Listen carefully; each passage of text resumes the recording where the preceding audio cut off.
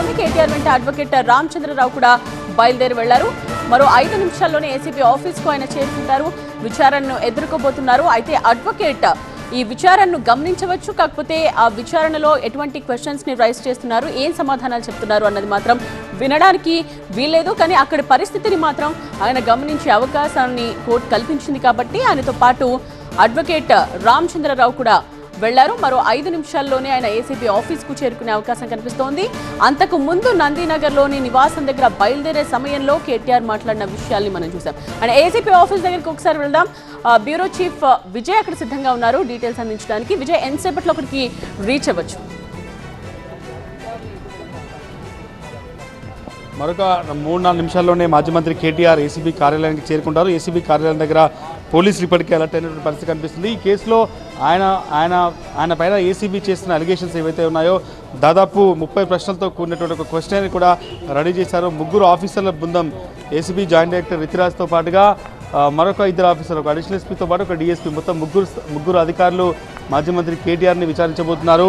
ఇప్పటికే ఆ టీం అంతా కూడా రెడీ అయింది. నిన్న హైకోర్టు ఇచ్చినటువంటి ఆదేశాల మేరకు 2nd ఫ్లోర్లో ఒక రూమ్ని ఏర్పాటు చేశారు. ఆ రూమ్ బయట నుంచి మాజీ ఏఐజీ రామచంద్రరావు కేటీఆర్ వెంట ఈరోజు ఆయన అసిస్టెన్స్ కోసం వస్తున్నాడు. ఆయన కేవలం ఇన్వెస్టిగేషన్ జరుగుతున్నప్పుడు ఏదైతే ఆ రూమ్ నుంచి, ఆ గ్లాస్ రూమ్ ఉందో ఆ గ్లాస్ రూమ్ నుంచి ఆయన కేవలం చూడడానికి మాత్రమే వీలుంటుంది. ఇన్వెస్టిగేషన్ రూమ్లోకి మాత్రం ఎట్టి పరిస్థితుల్లో వెళ్ళడానికి లేదు అనేది ఇప్పటికే హైకోర్టు కూడా చాలా స్పష్టంగా చెప్పింది. 3 సభ్యులతో కూడినటువంటి బృందం దాదాపుగా ఈ కేసును విచారణ చేయబోతుంది.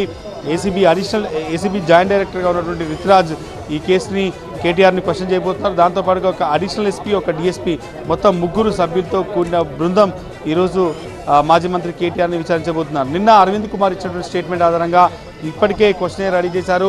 మంత్రి చెప్పినటువంటి విధంగానే, మంత్రి చెప్పిన ఆదేశాల ప్రకారంగానే ఈ డబ్బుల ట్రాన్స్ఫర్ జరిగిందని చెప్పి నిన్న అరవింద్ కుమార్ ఏదైతే స్టేట్మెంట్ ఇచ్చారో అరవింద్ కుమార్ స్టేట్మెంట్ ఆధారంగా మాజీ మంత్రి కేటీఆర్ని ఈరోజు విచారించబోతున్నారు. ఇప్పటికే ఒక 35 ప్రశ్నలతో కూడినటువంటి ఒక క్వశ్చన్ కూడా ఏసీబీ అధికారులు రెడీ చేస్తున్నారు. ఇప్పుడు ఈరోజు ఉదయం దాదాపుగా 10 గంటలకు ఆల్మోస్ట్ ఆల్ 10:05 అవుతుంది. మరికొద్ది నిమిషాల్లోనే మాజీ మంత్రి కేటీఆర్ వస్తున్నారు. అక్కడ చూడొచ్చు ఏసీబీ ఆఫీస్ ఎంట్రన్స్ దగ్గర పెద్ద ఎత్తున పోలీసులు ఉన్నారు. కేవలం కేటీఆర్ వెహికల్ని మాత్రమే లోపలికి అనుమతిస్తారు. కేటీఆర్తో పాటుగా అడ్వకేట్ రామచంద్రరావు ఇద్దరు మాత్రమే లోపలికి రావాల్సి ఉంటుంది. ఇప్పటికే ఆ పార్టీ నుంచి కూడా క్లియర్ డైరెక్షన్ ఉంది.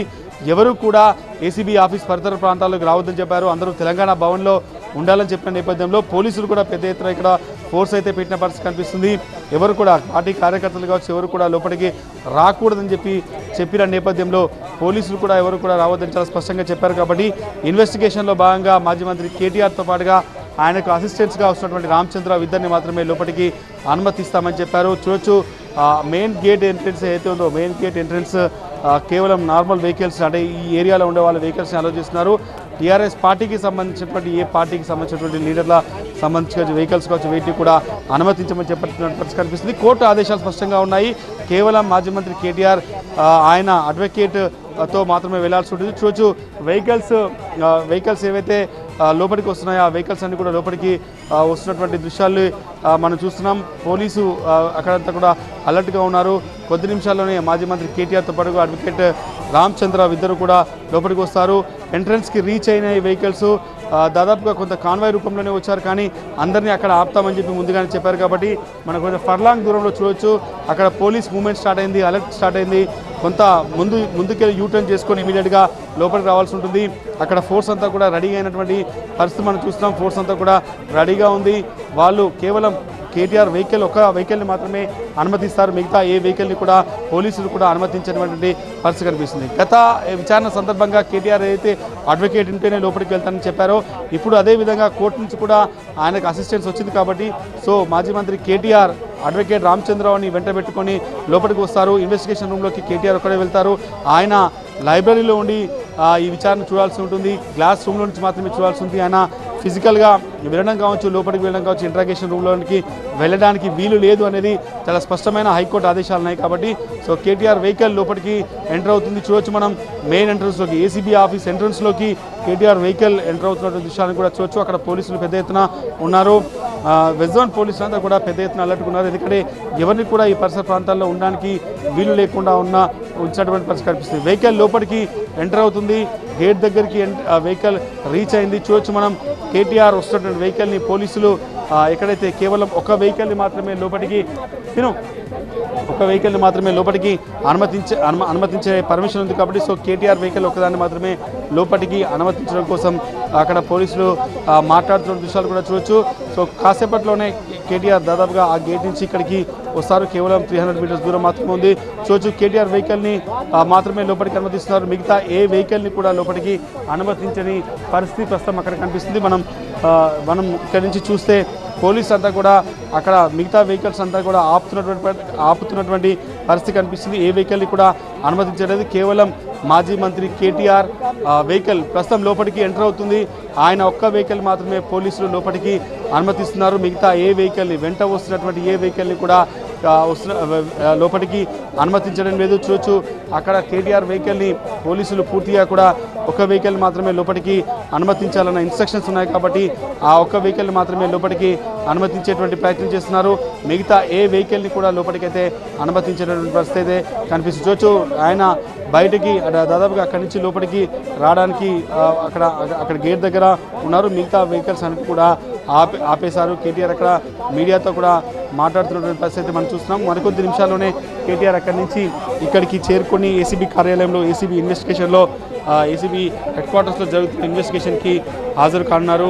ఇప్పటికే ఈ కేసుకు సంబంధించి ఒక క్వశ్చనరీని కూడా ఏసీబీ రెడీ చేసినటువంటి పరిస్థితి ఉంది కాబట్టి ఈ కేసుకు సంబంధించిన ఇన్వెస్టిగేషన్ అంతా కూడా ముగ్గురు అధికారులతో కూడినటువంటి బృందం ఈ కేసు ఇన్వెస్టిగేషన్ చేస్తున్నారు.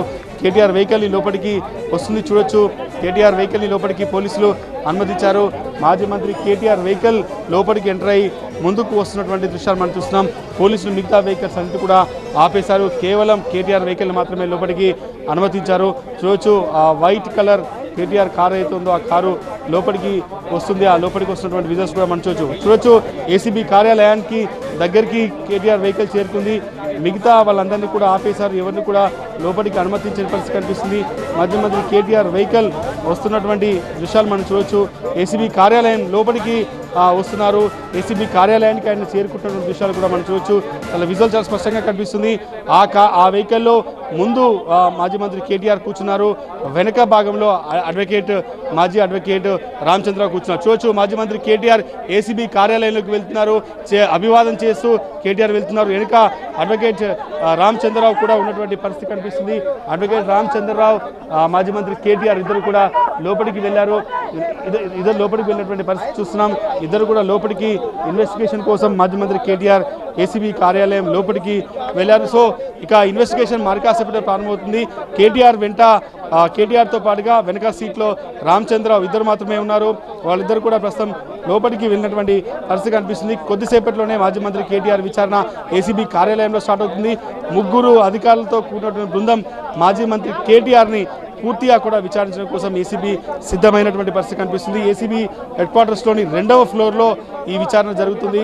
మొత్తం ముగ్గురు అధికారులు ACB joint director Ritiraj, ACB additional SP, ACB DSP మొత్తం ముగ్గురు సభ్యులతో కూడినటువంటి ఈ బృందం కాసేపట్లో మాజీ మంత్రి కేటీఆర్ని విచారిస్తారు. ఇప్పటికే ఆయన ఏసీబీ కార్యాలయానికి చేరుకున్నారు. కొద్దిసేపట్లోనే ఆ కేసుకు సంబంధించినటువంటి విచారణ ప్రారంభమవుతుంది. ముగ్గురు సభ్యులతో కూడినటువంటి బృందం ఈ కేసు దర్యాప్తులో భాగంగా ఈ కేసు దర్యాప్తు కొనసాగుతుంది. మరికొద్దిసేపట్లోనే మాజీ మంత్రి కేటీఆర్ విచారణ ప్రారంభం కాబోతుంది.